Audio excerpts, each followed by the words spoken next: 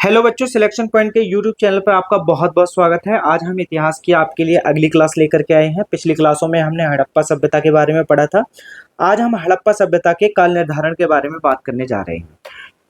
हड़प्पा सभ्यता कब से शुरू हुई, इस बारे में भी काफी विद्वानों में मतभेद पाया जा रहा है।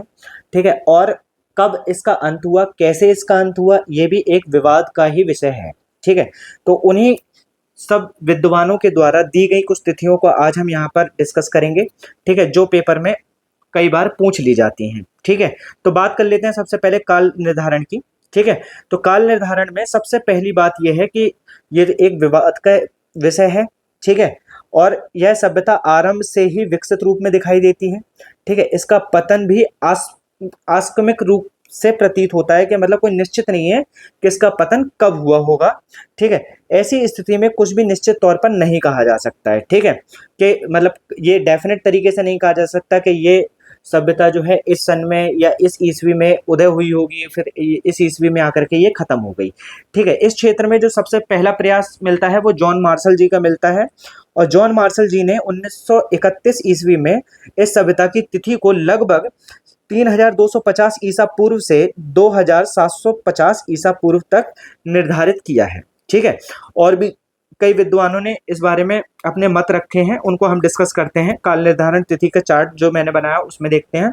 सबसे पहले जैसा कि मैंने बताया कि जो जॉन मार्शल जी हैं उन्होंने बताया कि 3250 ईसा पूर्व से लेकर के 2750 ईसा पूर्व तक हम इसकी काल तिथि को निर्धारण कर सकते हैं। ठीक है, वहीं अर्नेस्ट मैके जी ने बताया है कि 2800 ईसा पूर्व से लेकर के लगभग 2500 ईसा पूर्व तक इस सभ्यता का कालखंड रहा होगा।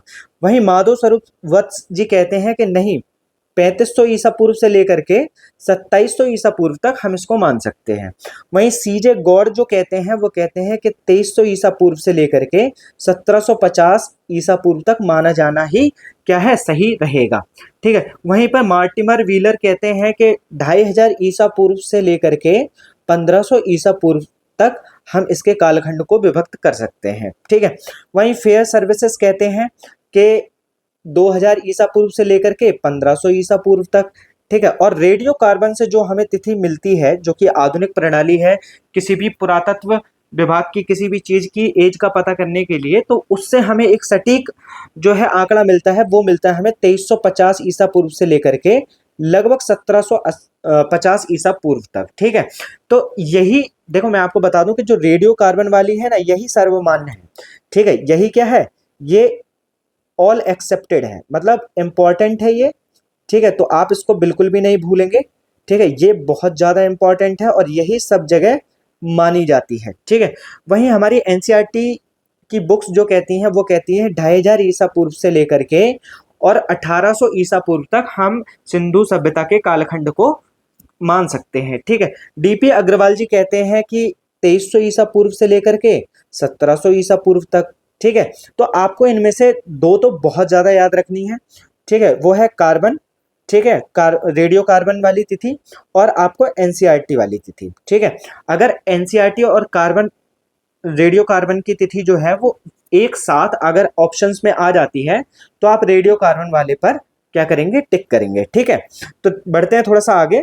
ठीक है, अब बात कर लेते हैं हड़प्पा के 4 भौगोलिक स्थलों के बारे में। ठीक है, 4 भौगोलिक स्थल जो है आपको दिख रहे होंगे, उनमें से पहला है मांडा।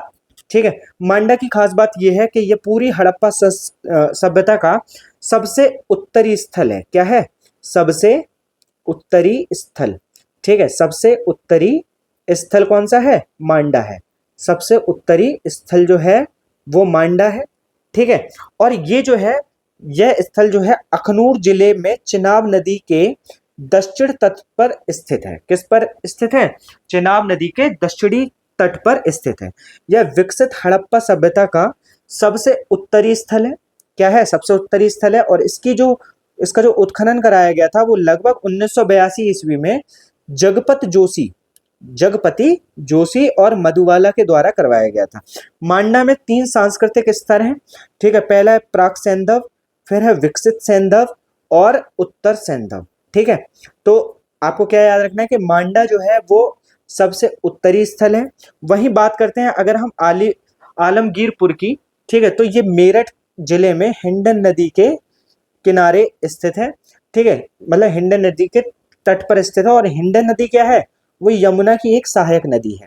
ठीक है, वो क्या है, जब आप अभी ज्योग्राफी में नदियों के बारे में पढ़ेंगे तो आपको पता चलेगा कि हिंडन नदी जो है वो यमुना की एक सहायक नदी है। ठीक है, और इस स्थल की खोज जो है वो 1958 ईस्वी में भारत सेवक समाज संस्था द्वारा की गई थी। इसका उत्खनन कार्य जो था वो यज्ञदत्त शर्मा जी द्वारा किया गया था। और यह सिंधु सभ्यता का क्या है, सबसे पूर्वी स्थल है। क्या है, सबसे पूर्वी स्थल।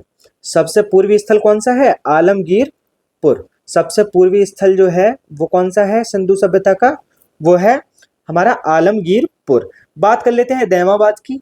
दैमाबाद यह महाराष्ट्र के अहमदनगर जिले में प्रवरा नदी के बाएं में स्थित है। कहाँ पर, ये महाराष्ट्र जिले के महाराष्ट्र जिले में जो अहमदनगर, महाराष्ट्र में जो अहमदनगर जिला है उसके प्रवरा नदी के बाएं में स्थित है। ठीक है, दैमाबाद जो है वो सैंधव सभ्यता का सबसे दक्षिणी पॉइंट है। क्या है, सबसे दक्षिणी पॉइंट, सबसे दक्षिणी पॉइंट है ये। ठीक है, तो इसको भी याद रखना बहुत जरूरी है क्योंकि इसी के अंदर में, ठीक है, सबसे दक्षिणी पॉइंट है ये।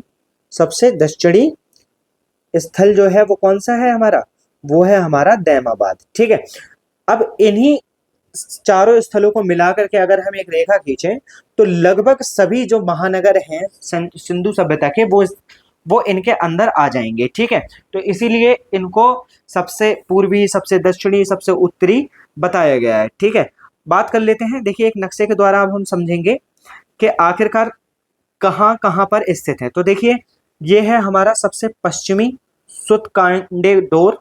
ठीक है, सुतकांगेडोर। और मांडा जो है, मांडा जो आपको दिख रहा होगा, मांडा जो है वो सबसे पूर्वी है। ठीक है, और नहीं सॉरी, सबसे उत्तरी है। मांडा जो है वो क्या है, ये सबसे उत्तरी स्थल है। सबसे उत्तरी स्थल है। सबसे उत्तरी स्थल कौन सा है हमारा, हमारा है मांडा। ठीक है, सबसे उत्तरी स्थल हमारा मांडा हो गया। ठीक है, उसके बाद अगर हम बात कर ले आलमगीरपुर की, ठीक है, तो आलमगीरपुर जो है वो है हमारा सबसे पूर्वी क्षेत्र। सबसे पूर्वी क्षेत्र है ये। ठीक है, याद रखेंगे इस चीज को। सबसे पूर्वी स्थल हमारा कौन सा है, आलमगीरपुर है। और ये कहाँ पर है, ये मेरठ जिले में है।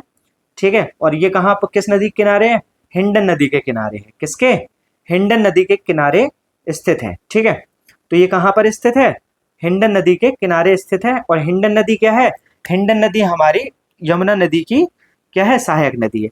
ये देखते हैं दैमाबाद। ये जो दैमाबाद है, ठीक है, ये लगभग सबसे दक्षिणी बिंदु है। क्या है, सबसे दक्षिणी बिंदु है। क्या है, सबसे दक्षिणी बिंदु कौन सा है, सबसे दक्षिणी बिंदु जो है वो है हमारा दैमाबाद। सबसे दक्षिणी, सॉरी, सबसे दक्षिणी स्थल जो है वो हमारा दैमाबाद है। क्या है, दैमाबाद है। सबसे दक्षिणी स्थल जो है वो है हमारा दैमाबाद। और इसके बाद अगर हम सबसे पश्चिमी की बात करें तो सबसे पश्चिमी जो है वो है हमारा सुतकांगेडोर। ठीक है, क्या है, सबसे पश्चिमी जो है वो क्या है, वो है सुतकांगेडोर, सबसे पश्चिमी। ठीक है, सबसे पश्चिमी स्थल जो है वो है सुतकांगेडोर। ठीक है, तो इन सब चीजों को आपको याद रखना है। अब देखिए अगर जो मैंने ये डॉट डॉट लाइन अगर मैंने इसको ऐसे मिलाया, ठीक है, इसको यहाँ मिलाया, इसको यहाँ मिलाया और इसके बाद इसको यहाँ मिला दिया, तो आप देख पा रहे होंगे कि बाकी की जो हड़प्पा है, ठीक है, मोहनजोदड़ो है, ये सब हमारा क्या है, ये सारे के सारे, तो देखेंगे कि मोहनजोदड़ो हो गया, हड़प्पा हो गया, हमारा चंदूदड़ो हो गया, ठीक है, धौलावीरा हो गया, ये सब हमारे इसी आकृति के अंतर्गत आ गए हैं। देख पा रहे होंगे आप लोग यहाँ पे। ठीक है, अगर मैं ये एक चतुर्भुज बना रहा हूं, ठीक है, तो ये पूरा का पूरा क्या है, इस चतुर्भुज के अंदर ही सब सारे स्थल जो हैं वो आ गए हैं। ठीक है, तो इन चीजों को आपको याद रखना है। ठीक है, और हमारी पिछली वीडियो को भी देखते रहें ताकि आपको सारी चीजें आराम से अच्छे तरीके से समझ में आती रहें। ठीक है, बात कर लेते हैं सुतकांगेडोर की। ठीक है, यह दाश्क नदी के किनारे स्थित है। सबसे पहली बात, हड़प्पा सभ्यता का सबसे पश्चिमी स्थल है ये। ठीक है, और इसकी खोज जो है 1927 ईस्वी में सर मार्क अरियल स्टाइन ने की थी। किसने? सर मार्क अरियल स्टाइन ने इसकी खोज की थी। हड़प्पा संस्कृति का संपूर्ण क्षेत्र लगभग त्रिभुजाकार था। कैसा था? त्रिभुजाकार था। और इसका जो क्षेत्रफल था वो लगभग 12,99,600 वर्ग किलोमीटर में फैला हुआ था। ठीक है, क्या था? 12,99,600 वर्ग किलोमीटर में फैला हुआ था। केवल 7 सैंधव जगह ऐसी थी जिनको नगरों की क्या दी गई?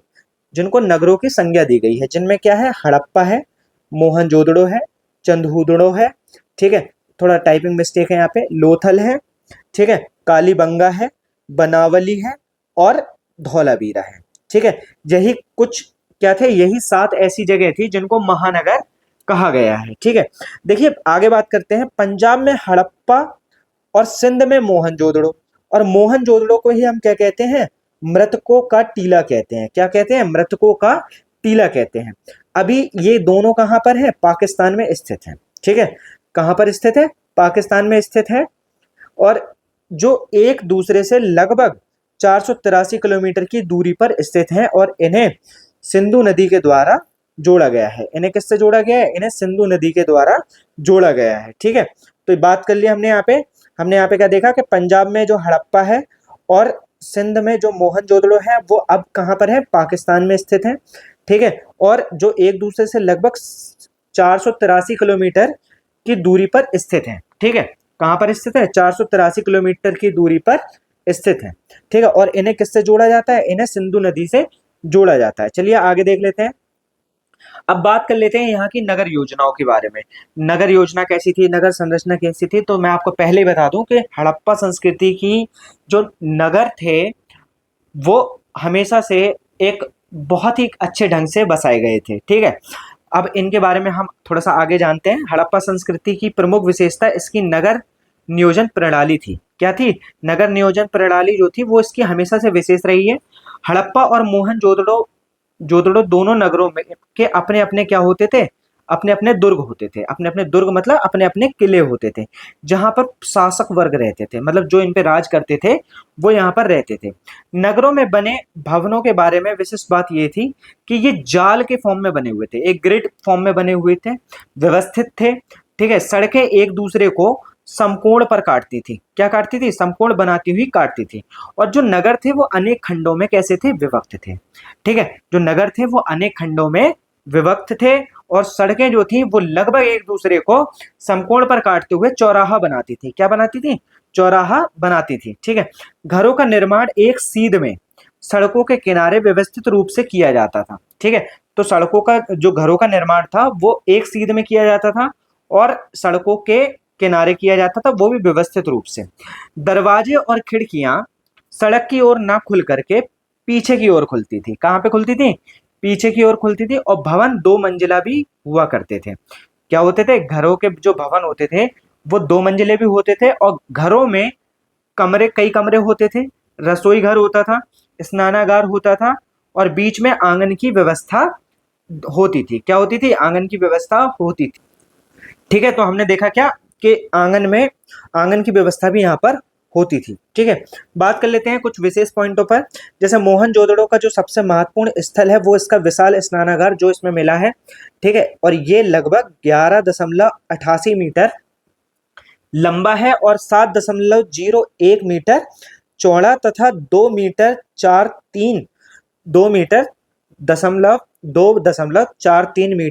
गहरा भी था। ठीक है, इसमें उतरने के लिए उत्तर और दक्षिण की ओर सीढ़ियां बनी हुई थी। क्या बनी हुई थी? सीढ़ियां बनी हुई थी। स्नानागार का फर्श जो था, फर्श पक्की ईंटों से बना हुआ था एवं इसके मध्य में स्नान कुंड था। ठीक है, और ऐसा माना जाता है कि इस विशाल स्नानागार का जो उपयोग किया जाता था वो धर्म अनुष्ठानों से संबंधित स्नानों के लिए किया जाता था। किसके लिए किया जाता था? धर्म अनुष्ठानों से संबंधित इस स्नानों को करने के लिए इस कुंड का जो इस्तेमाल किया जाता था उस टाइम पे। ठीक है, जॉन मार्शल ने इस विशाल स्नानागार को विश्व का आश्चर्यजनक निर्माण बताया था। ठीक है, यह जल पूजा का एकमात्र साक्ष्य है। क्या है? वहां पर जल पूजा भी होती थी, मतलब पानी की पूजा भी की जाती थी। ठीक है, तो ये उस चीज का एकमात्र क्या है, एकमात्र प्रमाण पाया गया गया है वहां पे। ठीक है, मोहनजोदड़ो में एक अन्नागार मिला है जो लगभग 45.71 मीटर लंबा और 15.23 मीटर चौड़ा है। ठीक है, क्या है, मोहनजोदड़ो में एक अन्नागार मतलब फूड स्टोरेज भी मिला है। ठीक है, जिसकी लंबाई लगभग 45.71 मीटर थी और इसकी जो चौड़ाई थी वो लगभग 15.23 मीटर थी। ठीक है, वहीं मोहनजोदड़ो की जो जो जल निकास प्रणाली थी वो अद्भुत थी। ठीक है, क्या थी, वो अद्भुत थी।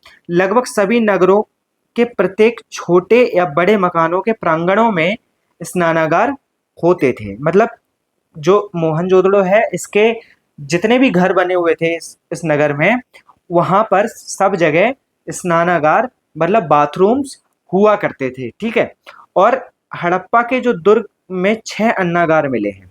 क्या मिले हैं, हड़प्पा का जो किला था, ठीक है, उसमें 6 अन्नागार मिले हैं जो ईंटों के बने चबूतरों पर पंक्तियों में खड़े हैं।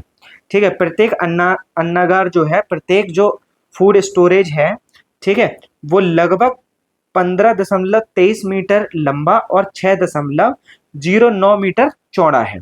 ठीक है, कालीबंगा के अनेक घरों में कुएं पाए गए हैं। क्या पाए गए हैं, कालीबंगा के अनेक घरों में कुएं पाए गए हैं। तो कुएं पाने का साक्ष्य जो है वो कालीबंगा से मिल जाता है। ठीक है, घरों का पानी बहकर कहाँ आता था, सड़कों तक आता था। और जहां इनके नीचे मोरियां बनी हुई थी, क्या बनी हुई थी, मोरियां बनी हुई थी। मोरियां मतलब नालियां बनी हुई थी। क्या, नालियां, मोरियों को क्या बोलते हैं, नालियां बोलते हैं। क्या बोलते हैं, नालियां बनी हुई थी, जो पहले छोटी छोटी नालियां होती थी और फिर ये सारी नालियां एक बड़ी नाली में, एक मेन होल में जाकर के मिल जाती थी। क्या होता था, मेन होल में जाकर के मिल जाती थी। ठीक है, ये मोरियां ईंटों और पत्थरों की तख्तियों से ढकी भी रहती थी ताकि स्मेल वगैरह उन सब का की रोकथाम की जानी चाहिए। ठीक, तो वो क्या करते थे, स्मेल वगैरह को रोकने के लिए या गंदगी को रोकने के लिए उन मोरियों पर क्या रख देते थे, पत्थरों को और तख्तियों को रख देते थे। सड़कों की इन मोरियों में नरमोखे, नरमोखे मतलब मेन होल भी बने होते थे, मेन होल बने होते थे। और उस मेन होल से पानी क्या होता था, नगरों के बाहर निकल जाता था। ठीक है, अगर बात की जाए तो देखिए आपने देखा होगा अभी यहाँ पर कि जो व्यवस्था थी, जो रहने की व्यवस्था थी, जो नगर बसे हुए थे, वो एकदम बिल्कुल प्लानिंग के थ्रू बसे हुए थे। ठीक है, नालियां बनी हुई हैं, सड़कें चौराहे पर काट रही हैं एक दूसरे को। ठीक है, सभी घरों में लगभग रसोई घर पाया जा रहा है, स्नानागार पाया जा रहा है। ठीक है, पानी की कोई मतलब किल्लत नहीं थी उस समय पर। ठीक है, और आपने देखा होगा कि अभी जो मैंने ऊपर पढ़ा है कि जो जो पानी था वो पहले नालियों से सड़कों तक आता था, सड़कों पे मेन नालियां बनी होती थी और फिर वो जाकर के एक मेन होल में जुड़ी होती थी, जिससे वो गंदगी वाला पानी जो था वो सारा बाहर निकल जाता था। ठीक है, और एक विशेष बात और ही ये है कि जहां भी दुर्ग पाए गए हैं वो सारे दुर्ग जो थे वो किलाबंदी होती थी उन नगरों की। ठीक है, उन नगरों की क्या होती थी, किलाबंदी होती थी।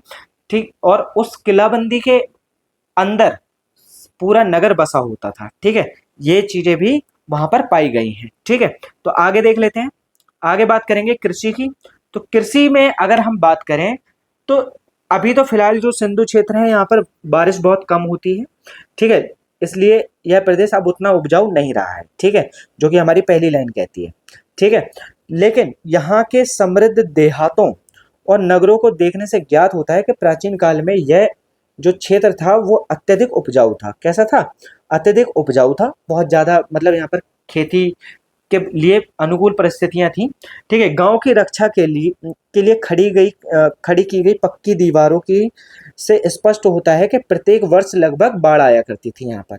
मतलब पानी अच्छे खासे तरीके से वहां पे पाया जाता था और वहां की जो जो मिट्टी थी वो काफी उपजाऊ थी। अब बाढ़ आने के जो साक्ष्य हैं वो हमें इस यहाँ से देखने को मिलते हैं कि गांव की रक्षा के लिए क्या होता था, चारों तरफ एक ईंट की दीवार बनाई जाती थी। ठीक है, सिंधु सभ्यता के लोग बाढ़ उतर जाने पर मतलब नवंबर में इनके यहाँ पे बाढ़ क्या हो जाती थी, खत्म हो जाती थी।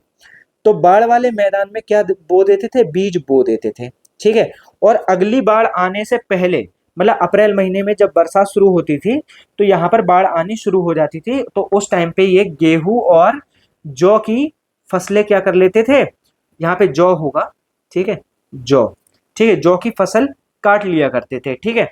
तो कालीबंगा में प्राक हड़प्पा के जो कुंड मिले हैं, कुंड मतलब इसको कुंड बोलेंगे, क्या बोलेंगे, कुंड बोलेंगे। और कुंड का मतलब होता है हल रेखा। क्या होता है, हल रेखा। मतलब जब वो बखराई करते थे तो हल से किया करते थे और हल के जो निशान बनते थे वो यहाँ पर कालीबंगा में पाए गए हैं। इससे अनुमान लगाया जाता है कि हड़प्पा काल में राजस्थान में हल का प्रयोग होता था। किसका प्रयोग होता था, हल का प्रयोग होता था, ठीक है। तो हल का प्रयोग हमें कहां से मिला है, लगभग राजस्थान से मिला हुआ है, ठीक है। सिंधु सभ्यता के लोग गेहूं, जौ, राई, मटर आदि अनाज पैदा करते थे जिन्हें 9 प्रकार की फसलों के ज्ञान होने के साक्ष्य प्राप्त होते हैं। क्या प्राप्त होते हैं, कि ऐसे साक्ष्य प्राप्त होते हैं जिससे पता चलता है कि सिंधु सभ्यता के लोगों को लगभग 9 प्रकार की फसलों का ज्ञान था, ठीक है। जो 2 किस्म का गेहूं उगाते थे और जौ भी उगाते थे। क्या उगाते थे, जौ भी उगाते थे। मैंने आपको बताया कि यहाँ पे ये जहाँ पे जी लिखा हुआ है ये क्या है, ये जौ है। क्या है, जौ भी उगाते थे। इसके अतिरिक्त वे तिल और सरसों भी उगाते थे। क्या उगाते थे, तिल और सरसों भी उगाते थे, ठीक है। आगे बात करते हैं। सबसे पहले कपास जो उगाने का श्रेय जाता है वो सिंधु सभ्यता के लोगों को जाता है, क्योंकि कपास का जो उत्पादन सबसे पहले पाया गया है वो सिंधु क्षेत्र में पाया गया है। और इसी वजह से जो यूनानी लोग थे, कौन थे, जो यूनानी लोग थे, इसको सिंडन कहने लगे थे। क्या कहने लगे थे, सिंडन कहने लगे थे। क्या कहने लगे थे, सिंडन कहने लगे थे। तो ये विशेष बात है कि कपास का का जो उत्पादन हुआ था वो सबसे पहले किस सभ्यता, किस क्षेत्र में माना जाता है, वो माना जाता है सिंधु क्षेत्र में। किस में माना जाता है, सिंधु क्षेत्र में, जिस वजह से यूनानी लोग इसको सिंडन कहने लगे थे। क्या कहने लगे थे, सिंडन कहने लगे थे। बात कर लेते हैं आगे। चावल के उत्पादन के साक्ष्य जो है वो लोथल से मिले हैं, लोथल व रंगपुर से मिले हैं। कहां से मिले हैं, लोथल व रंगपुर से मिले हैं चावल के उत्पादन के। और गन्ना के उत्पादन का कोई साक्ष्य नहीं मिला है। क्या नहीं मिला है, गन्ना के उत्पादन का कोई भी साक्ष्य नहीं मिला है। लोथल एवं सौराष्ट्र से बाजरे की खेती, किसकी, बाजरे की खेती एवं रोजदी गुजरात से रागी की खेती के विषय में साक्ष्य मिलते हैं। किसकी, देखो, लोथल एवं सौराष्ट्र से जो साक्ष्य मिलते हैं वो बाजरे की खेती के मिलते हैं, लेकिन रोजदी जो कि गुजरात में ही है, ठीक है, यहां से रागी की फसल होने के उपजाने के क्या साक्ष्य मिलते हैं। सिंधुवासी हल के प्रयोग से परिचित थे। कालीबंगा के प्राक सिंधु काल के हल से जुते हुए खेत तथा उनमें सरसों की खेती के साक्ष्य मिले हैं। तो कालीबंगा में ही किसके, हल से जुते हुए खेतों के साक्ष्य मिले हैं और सरसों की खेती के साक्ष्य भी यहीं से मिलते हैं। किसके, सरसों की खेती के साक्ष्य भी यहीं से मिलते हैं, ठीक है। अगर बात करें पंजाब के प्रांत, पंजाब प्रांत में बहावलपुर एक जगह है, ठीक है। और इस बहावलपुर जिले में स्थित चोलिस्तान व भारत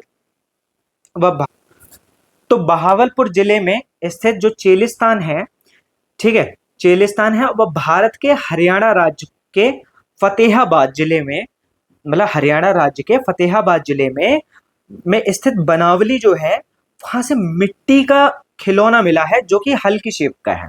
किसकी शेप का है, जो हल की शेप का है।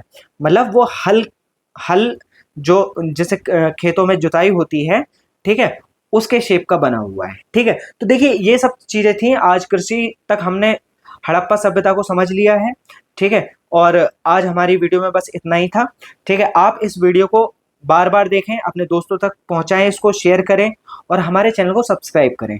और इससे पिछली वीडियोस देखने के लिए आपको जो है वो पूरी की पूरी लिंक जो मिल जाएगी वो आपको मिल जाएगी हमारे डिस्क्रिप्शन बॉक्स में, ठीक है।